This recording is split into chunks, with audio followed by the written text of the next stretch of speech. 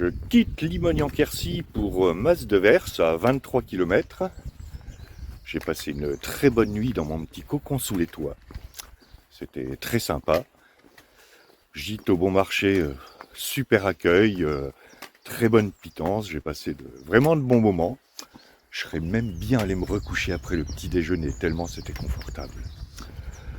Voilà, le pied va mieux. Et puis je vais y aller tranquille, le temps s'est couvert, donc ça ne m'étonnerait pas que je m'en prenne une au-dessus de la tête avant l'arrivée à l'étape. Et comme il y a un petit vent frais, je pense que je vais remettre mon bonnet de nuit. Là, comme ça c'est mieux.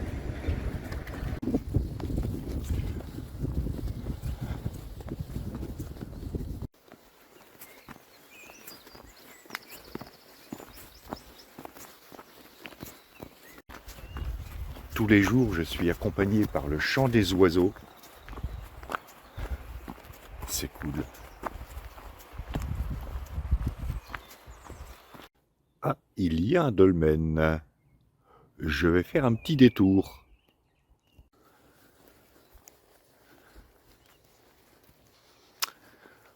Le dolmen de Joncas.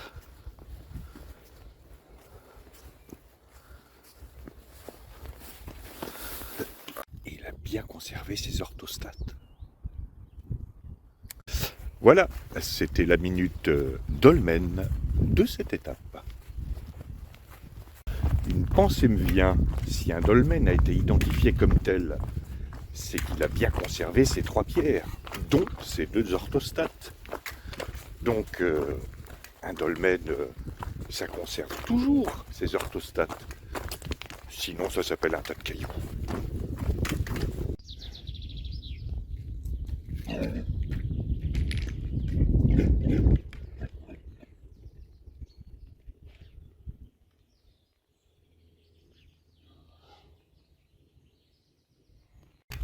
C'est bizarre quand même.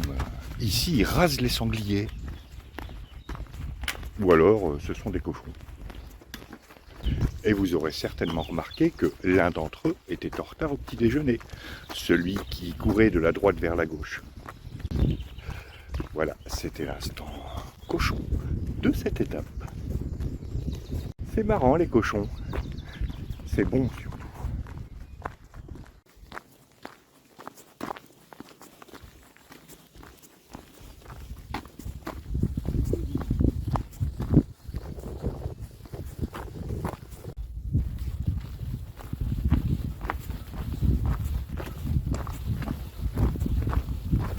Ce matin c'est bien, je n'ai quasiment que des chemins. Mis à part de petits tronçons de raccordement en bitume, ça me plaît bien. Alors, si je bivouaquais, je devrais certainement allumer un feu le soir. Et qu'utiliserais-je pour amorcer le feu? Ceci.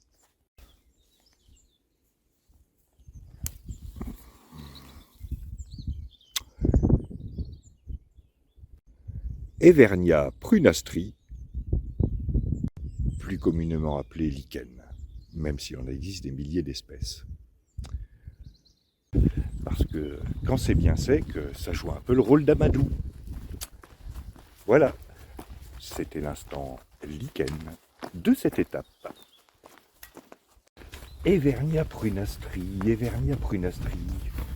C'est pas facile à placer dans une conversation, ça non plus. Hein. Au bivouac le soir, peut-être. Au fait, pourquoi tu n'utilises pas des Evernia prunastri pour amorcer ton feu? Des quoi? Des Evernia prunastri, là. Ah, tu veux dire des lichens? Ouais, bon. Je vais faire une petite pause ici, sur cette partie de mur dont les pierres de fête ont été enlevées. Et comme vous le voyez, là, il y a une piste. C'est peut-être une piste d'animal. Ce qui veut dire que pour que l'animal en question défonce le mur à ce point-là, il doit être balèze. Je vais peut-être m'arrêter ailleurs. Vous Vous avez sans doute remarqué que les maisons de la région présentent plus ou moins la même architecture. Un corps de bâtiment flanqué d'une tour quadrangulaire. Cette tour quadrangulaire n'était pas un ouvrage de défense, même si, il y a de cela jadis naguère, le perfide anglois hantait ces contrées. Non, non, cette tour quadrangulaire était en fait un pigeonnier. Car il fut une époque où le téléphone portable n'existait pas. Non, non, non. Incroyable. Pas de téléphone portable. Vous aurez aussi remarqué que dans ces tours qui flanquent les corps de bâtiments, il y a des fenêtres plus grandes que celles qu'on s'attendrait à trouver dans un pigeonnier. C'est pas parce que les pigeons étaient gros, c'est tout simplement parce que quand le téléphone portable est arrivé, les habitants ont décidé de faire des chambres dans les tours.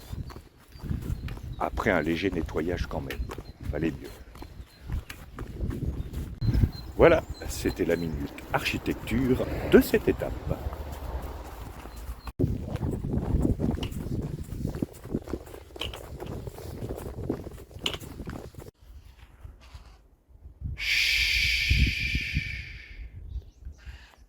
Ceci est un hérisson qui revient d'un bal costumé.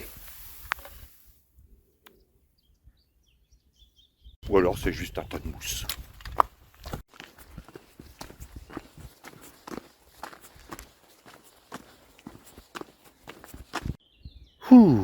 Je quitte ce long chemin carrossable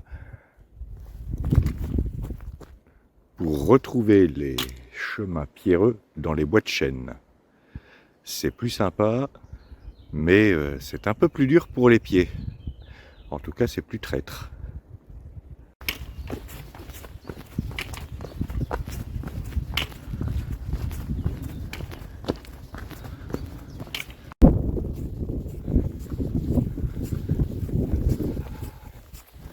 Alors, il faudra que je vérifie les distances, mais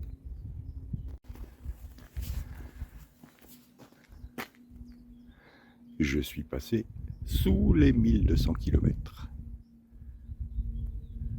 Ça faisait longtemps que je ne m'étais pas retrouvé le long d'une route à grande circulation.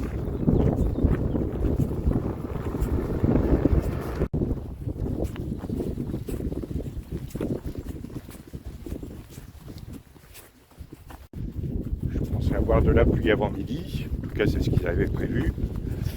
Mais là, il y a un petit vent chaud qui fait du bien.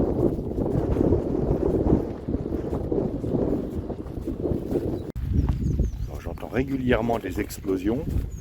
Je pense que ça doit être l'exploitation de phosphate qui est dans le coin. Et si vous vous attendiez à ce que je fasse une blague entre le phosphate et le glyphosate, n'y comptez pas. C'est pas l'envie qui m'en a manqué pourtant. Il est long ce chemin.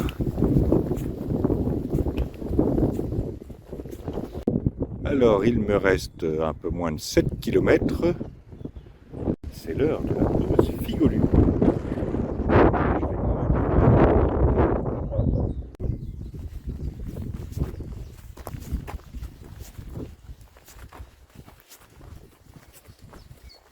Allez, il est temps de repartir le long de ce chemin ombragé. Chemin, ma foi, fort agréable. Dans les prés du Quercy paissent les vaches alanguies. C'était la poésie de cette étape.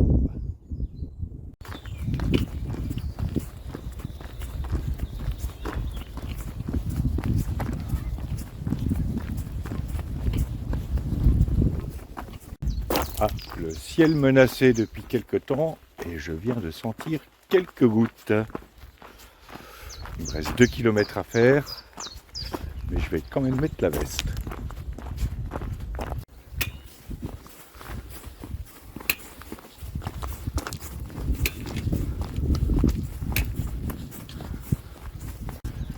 Alors, les panneaux et le chemin, énième épisode. Tout à l'heure, je vois un panneau masse de verre 2,1 km. je marche 20 minutes et là je croise un autre panneau, 2,1 km. Il y a un truc pas net. Il y a du paranormal là-dedans. Je pense que les panneaux suivent les marcheurs pour les démoraliser. Ça doit être ça. Voilà, c'était la minute paranormale de cette étape. Qu'est-ce qu'ils sont longs ces 2 derniers kilomètres? Ah, j'arrive enfin au Mas de Verse. Terme de cette étape de 23 km. Alors mon gîte est au bord du chemin. Gîte de Poudali, soin des pieds. Oh ouais, ça peut être cool là. C'est assez original comme entrée de gîte. On dirait qu'ils ont fait un parcours du combattant.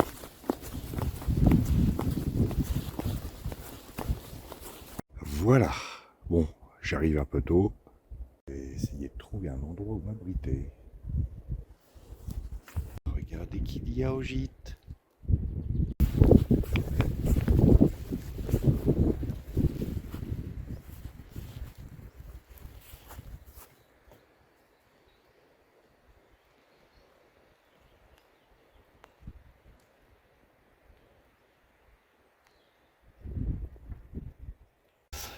Voilà, fin de cette étape qui a été tranquille. Juste quelques gouttes de pluie et les 2 derniers kilomètres qui m'ont vraiment paru longs. Demain, alors j'ai changé mon programme, je devais juste passer par Cahors et m'arrêter à la Bastide-Margnac. Je vais raccourcir l'étape de demain, m'arrêter à Cahors, et forcément l'étape d'après-demain sera beaucoup plus longue parce qu'elle fera 32 km. Voilà, en attendant que le gîte ouvre, je vous dis à demain pour de nouvelles aventures.